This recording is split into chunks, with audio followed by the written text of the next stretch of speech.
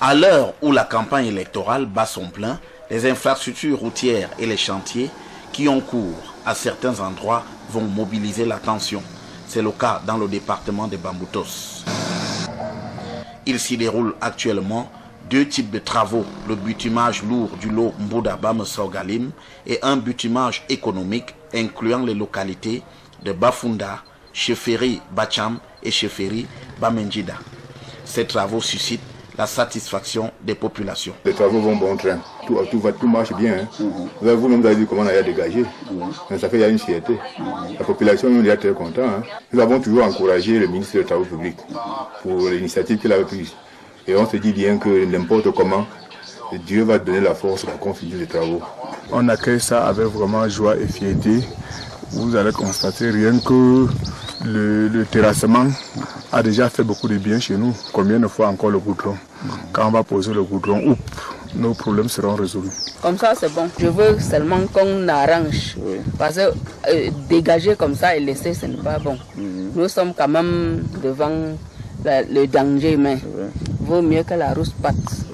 Il n'empêche qu'au-delà de ces satisfaits, une polémique a éclaté ces derniers jours, laquelle met en cause le ministre des Travaux publics, accusé d'avoir fait passer le bitume prioritairement par l'axe qui dessert son domicile.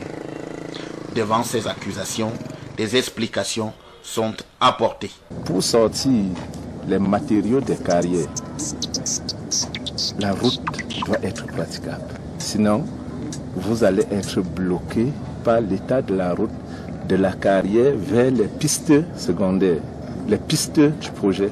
D'où l'intervention prioritaire de l'entreprise sur la piste qui mène à la carrière. Le ministre Ngano a eu la malchance d'avoir son domicile sur ce tronçon.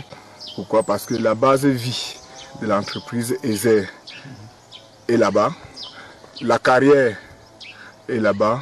Si on a bitumé cette route, je pense que c'est pour desservir la carrière, l'une des plus grandes carrières qui va alimenter tout le projet. À toutes choses, il y a toujours les mécontents. Hein. Ça, c'est une façon de les diaboliser. Hein. Je crois que, à mon avis, moi, je crois que c'est une façon de diaboliser le ministre. Mais je crois que le ministre fait les travaux comme il se doit. Mais nul ne peut nier qu'il existe un vrai problème dans l'exécution de ces chantiers.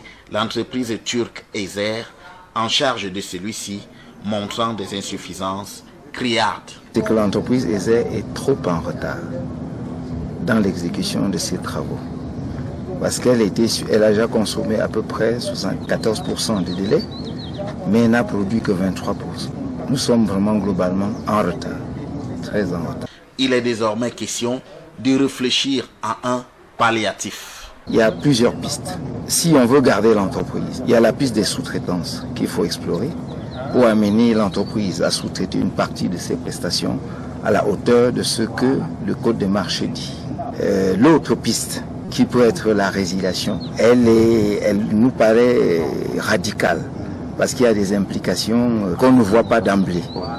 En attendant, chacun dans le département de Bamboutos espère voir les chantiers routiers atteindre rapidement leur vitesse de croisière.